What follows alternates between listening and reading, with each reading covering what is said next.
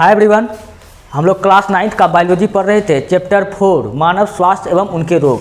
हम लोग इसका पूरा चैप्टर में बहुत हद तक पढ़ लिए थे। अब हमको रोग के स्वास्थ्य के बारे में सब कुछ देख लिए थे। स्वास्थ्य के लिए क्या क्या सावधानी बरतना चाहिए, स्वास्थ्य कैसे ठीक रह सकता है, हम सब कुछ देख लिए थे। अब हम उससे आगे देखना है रोग के बारे में। तो हम क्या बताए थे, लास्ट टाइम बताए थे चेचक के बारे में बता रहे थे। तो हम बताए थे दुनिया का पहला ऐसा बीमारी था जिसका टीका खोजा गया था। किसका? चेचक का।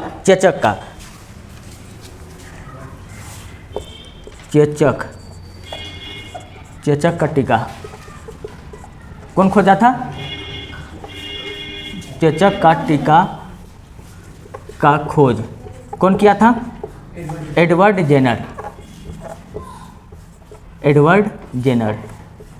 जेनर ने चेचक का टीका का खोज कैसे किया था?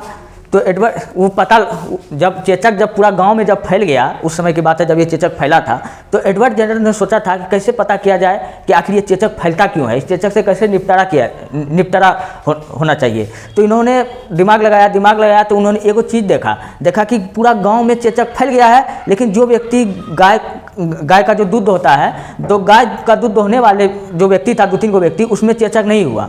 तो इस दिमाग लगा लिया कि मतलब कि गाय को जो था पहले से ही चेचक था, उसके करीब में था, तो मतलब जो चेचक का एंटीबॉडी इसका शरीर में पहले से आ गया था, तो इसलिए उसको चेचक नहीं हुआ। ये बात को पता लगा। जैसे कोरोना का जो पहले अभी जो हम लोग का वैक्सीन आया था, तो उसको जब चेक होता था कैसे होता था, पहले उसका ब्लड का सैंपल लिया जाता था, तब फिर उसी ब्लड को फिर वैक्सीन बना करके, टीका बना करके प्रत्येक व्यक्ति के शरीर में दिया गया, क्योंकि बाहर से अगर कोई वायरस अगर शरीर में घुसे तो उसको घुसने नहीं देगा, पहले से हम यहाँ बैठे हुए हैं।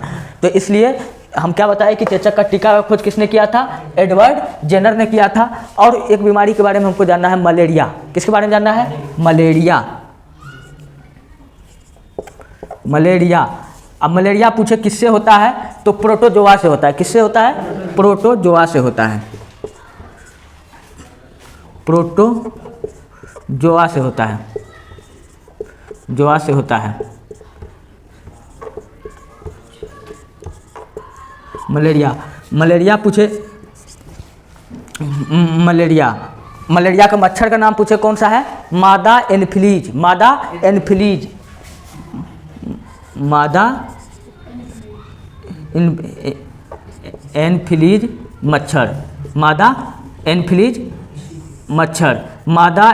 मच्छर के काटने से हमको कौन सा रोग हो जाता है? मलेरिया रोग हो जाता है। ये जो मादा एनफ्लीज मच्छर होता है, इसी का डंक में रहता है प्रोटोजोआ। क्या रहता है? प्रोटोजोआ। तो जो अच्छा पूछेगा कौन सा प्रोटोजोआ रहता है, तो प्लाज्मोडियम। कौन सा प्रोटोजोआ रहता है? प्लाज्मोडियम। कौन सा मच्छर में? मादा एनफ्लीज मच्छर के डंक में कौन सा प्रोटोजोआ रहता है? प्लाज्मोडियम।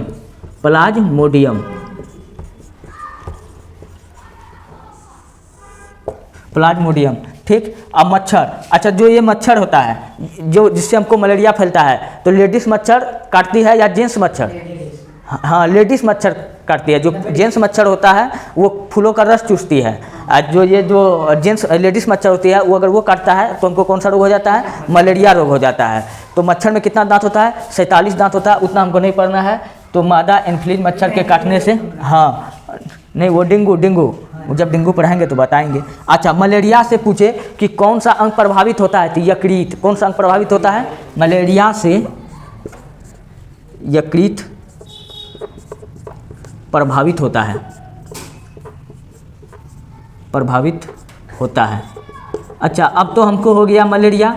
अब मलेरिया का उपचार कैसे किया जाए, तो एक पेड़ आता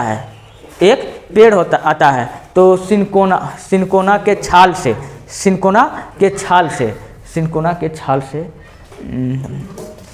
मलेरिया के छाल से। अब मलेरिया का उपचार किससे होता है? सिनकोना के छाल से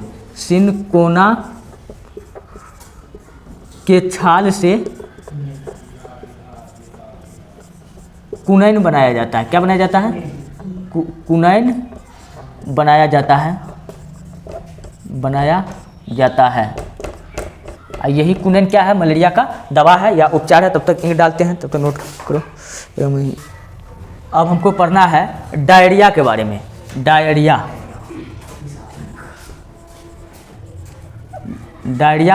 को क्या कहते हैं? अतिसार भी कहते हैं, अतिसार, डायरिया तो क्या कहते हैं? अतिसार।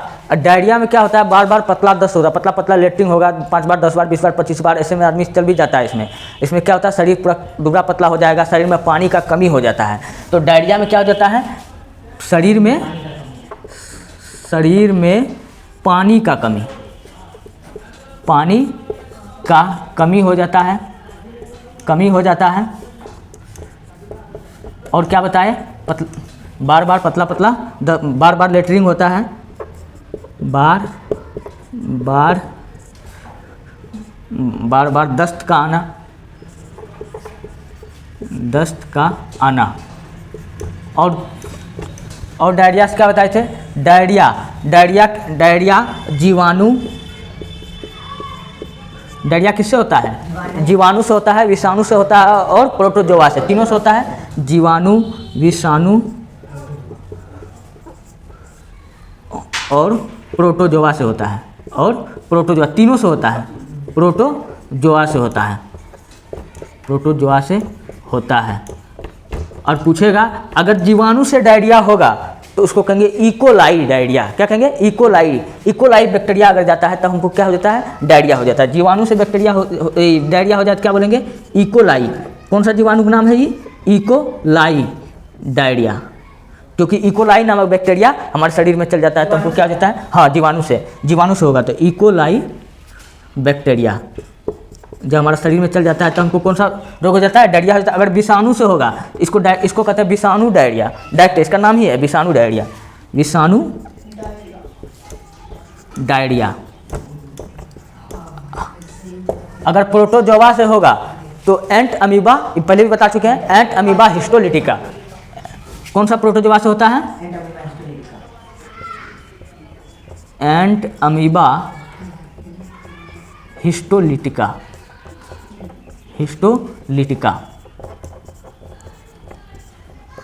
ये समझ में आ गया डायरिया। अब हमको जानना टाइफाइड के बारे में। किसके बारे में?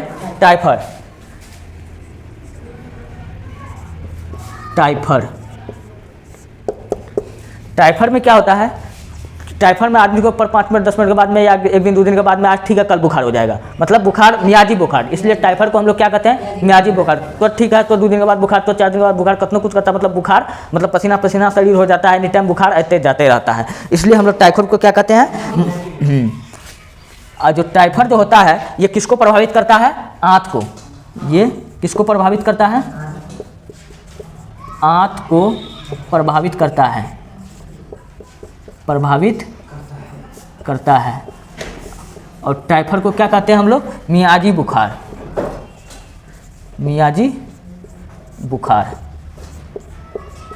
किसको कहते हैं? टाइफाइड को कहते हैं। ठीक है, सब लोग नोट करो। अब हम लोग टीबी के बारे में पढ़ेंगे। किसके बारे में? टीबी क्या है? एक रोग है। ये रोग किससे होता है? जीवाणु, बैक्टीरिया से होता है। जीवाणु यानी बैक्टीरिया से होता है। पूछ ले कौन सा बैक्टीरिया से होता है? जीवाणु माइक्रोबैक्टीरियम ट्यूबरकुलोसिस। Mycobacterium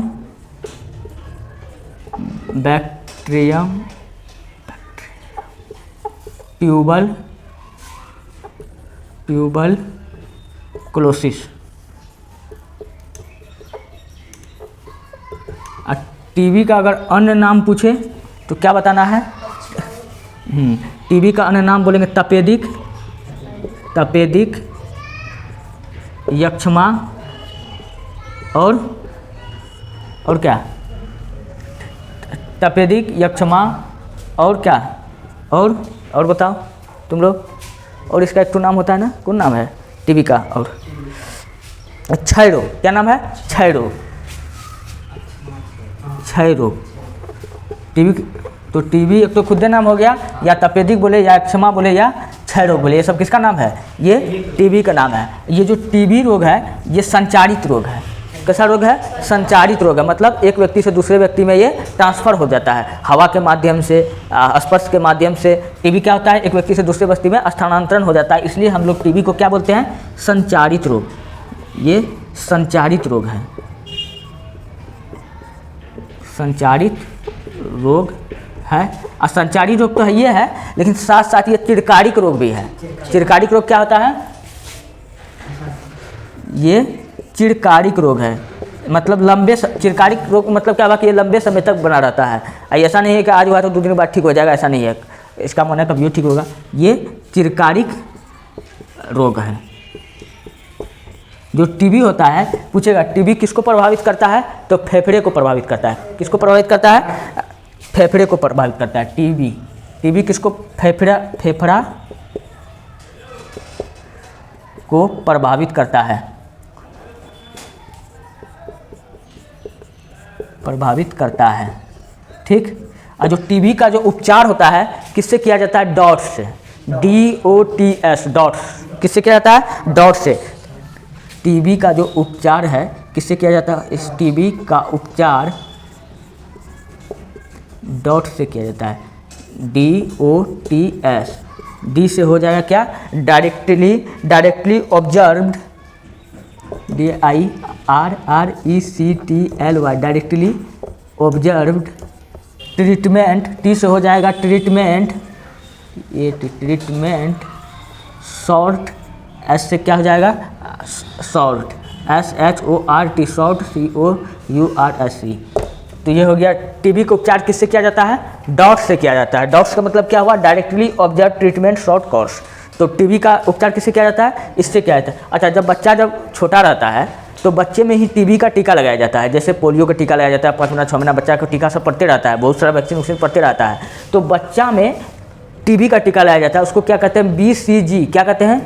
BCG। छोटे बच्चे में टीबी ना हो, इसके लिए BCG का टीका लगाया जाता है, ये हो गया टीबी के बारे में। किसके बारे में हो गया? टीबी के बारे में हो गया। तो नोट करो। तो अब हम लोग किसके बारे में पढ़ेंगे? रेबीज। किसके बारे में पढ़ेंगे? रेबीज। एक बीमारी है रेबीज। जो रेबीज होता है, जो रेबीज होगा, ये कौन सा अंग को प्रभावित करेगा? तंत्रिका तंत्र को प्रभावित करेगा। किसको करेगा? ब्रेन को। रेबीज किसको प्रभावित करता है? तंत्रिका तंत्र को प्रभावित करता है, अच्छा, जो रेबीज है वो किससे होता है? प्रभावित करता है। किससे होता है? बैक्टीरिया से होता है।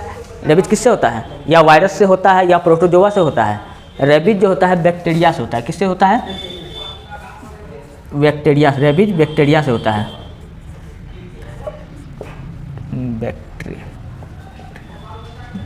बैक्टीरिया से होता है। पूछेगा कौन सा बैक्टीरिया से होता है? तो रैबिडो। कौन सा बैक्टीरिया से होता है? रैबिडो नामक बैक्टीरिया से कौन सा रोग हो जाता है? रेबीज हो जाता है। अच्छा, ये रैबिडो बैक्टीरिया हमारे अंदर प्रवेश कैसे करेगा? जब हमको कुत्ता काट लेगा, बिल्ली काट लेगा। सबसे अधिक रैबिडो नामक बैक्टीरिया कुत्ता में होता है। इसलिए क्वेश्चन तुमसे अगर कोई पूछेगा तो ये पूछेगा कुत्ता काटने पर हमें कौन सा रोग हो जाता है? रेबीज हो जाता है। रेबीज में कौन सा बैक्टीरिया पाया जाता है? रैबिडो। तो रेबीज में क्या हो जाएगा? हमको कुत्ता काटने पर रेबीज रोग कैसे होगा? कुत्ता काटने पर, बिल्ली काटने पर, गिलहरी, चमगादड़। लेकिन 90% आदमी को यही पता है, कुत्ता से काटता है तो क्या हो जाता है? रेबीज होता है। तुम लोग को भी कम से कम अगर ये नहीं भी याद है तो इतना तो याद रखना है कि कुत्ता काटने से कौन सा रोग हो जाता है? रेबीज हो जाता है। रेबीज का बैक्टीरिया का नाम पूछेगा तो क्या बताना है? सॉरी, रेबीज बैक्टीरिया से नहीं होता है, विषाणु वायरस से होता है। किससे होता है? वायरस से होता है रेबीज। रेबीज किससे होता है? वायरस से होता है। कौन सा वायरस से होता है? तो रैबिडो वायरस से होता है। ठीक। हाँ, अब हम लोग को पढ़ना है एड्स के बारे में। किसके बारे में पढ़ना है? एड्स। नहीं, इसके बारे में थोड़ा सा और जान लेते हैं। जो रेबीज रोग होता है, रेबीज जब हमको जब कुत्ता उत्ता जब काटेगा तो जब हमको रेबीज रोग हो जाता है तो हमको एक बीमारी हो जाता है हाइड्रोफोबिया। क्या हो जाता है? हाइड्रोफोबिया। तो हम लोग तुम लोग को बताए थे पहले जब हम लोग कवक सवाल उधर जब पढ़ा रहे थे वहाँ पे हम हाइड्रोफोबिया बताए थे। हाइड्रोफोबिया क्या होता है? हम बताए थे हाइड्रो मतलब होता है जल। जहाँ पे तुमको हाइड्रो दिख जाए उसका मतलब क्या होता है? जल।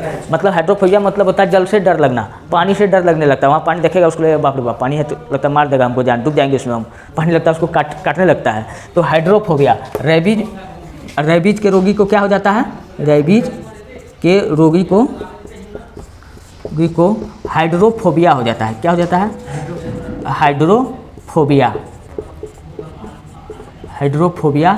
हो जाता है। अच्छा, हाइड्रोफोबिया बोले तो लिखना चाहता है तो लिख लो। हाइड्रोफोबिया का मतलब क्या हुआ? जल से डर लगना, जल से डर लगना। ठीक। अब एड्स, अब किसके बारे में हम लोग पढ़ेंगे? एड्स के बारे में। AIDS, ads. एड्स जो होता है किससे होता है? पहला बात ये वायरस से होता है। किससे होता है? वायरस से होता है। वायरस से होता है। वायरस से होता है। पूछेगा कौन सा वायरस से होता है तो HIV। क्या? HIV का टेस्ट जरूर करवाए, कहीं प्रचार उचार में रहता है। तो ये कौन सा वायरस से होता है? तो H से फुल फॉर्म होता है human immuno IMMUNO immuno deficiency DEFICIENCY। HIV का फुल फॉर्म क्या हो गया? ह्यूमन। अब एड्स का फुल फॉर्म पूछे तो क्या बताएंगे? Acquired, ACCUIRED, acquired. आई से क्या बताएंगे? Immuno, IMMUNO immuno, AI। D से क्या बताएंगे? डी से क्या बताएंगे? डी से डिफिशियंसी, DEFICIENCY, डिफिशियंसी। डी से क्या बताएंगे? डिफिशियंसी। एस से बताएंगे सिंड्रोम, SYNDROM, सिंड्रोम। तो नोट करो। इस प्रकार हम लोग का आज 9th क्लास बायोलॉजी का मानव स्वास्थ्य और उनके रोग चैप्टर क्या हुआ? कंप्लीट हुआ। अब हम लोग इससे आगे कौन सा चैप्टर है? इससे आगे जो होगा हम पढ़ेंगे। ठीक है, अभी हमको चैप्टर नाम याद नहीं है।